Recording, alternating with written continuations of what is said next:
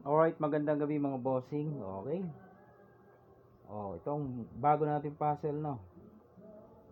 Bago ko lang ito na gagawa, no.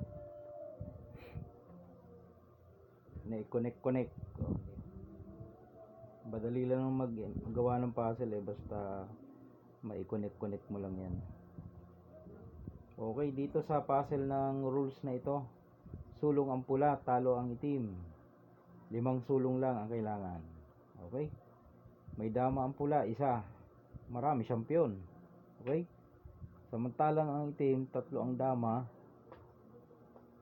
3 din ang piyon. Ang tanong, paano mo tatalunin ang itim sa loob lamang ng 5 moves, no? Hindi naman pwede ito kasi butas yan eh. So wala nang 5 moves. Paano mo tatalunin ng 5 moves yan? Alisin mo yung dama mo, saan mo dadalhin? Hindi mo makukuha ng 5 moves pag ganyan lang. Pwede niya nang butasin to eh. Yun yung sinasabi natin. So ano ang paraan, ano ang magandang gawin para talunin ang itim sa loob lamang ng 5 moves? Okay? May nakikita ba kayong magandang sulong ng pula? Syempre dahil ako ang gumawa nito ay nilaro ko muna kung kaya. Kaya naman sa 5 moves matatalo ang itim.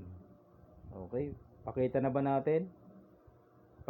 natin mga bossing, talo ang itim sa loob lamang ng 5 moves.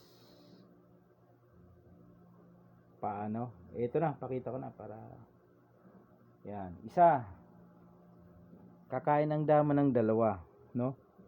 So isang move na tayo. Ano ang second move natin dito?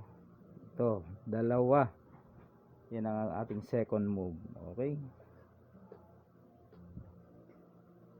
Ang pangatlo nating move, ang dama ilagay sa gitna kasi kakain yung piyon.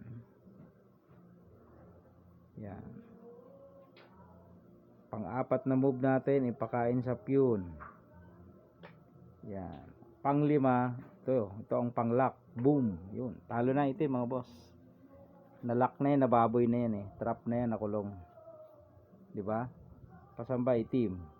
Papunta dito itim eh. Hindi mo siya makadama kasi may nakaharang. So talo siya. Bawal naman umatras ang itim. Pag piyon, bawal pa rin umatras. Dama lang pwede. Paano nga hindi makalabas ang dama? Naharangan ng 2 piyon. So matik, talo ang itim. Okay, yun lang. Sa nakakaintindi, nakakaunawa. Pag kulong, trap, wala nang maisulong, ibig sabihin ay talo na. Alright?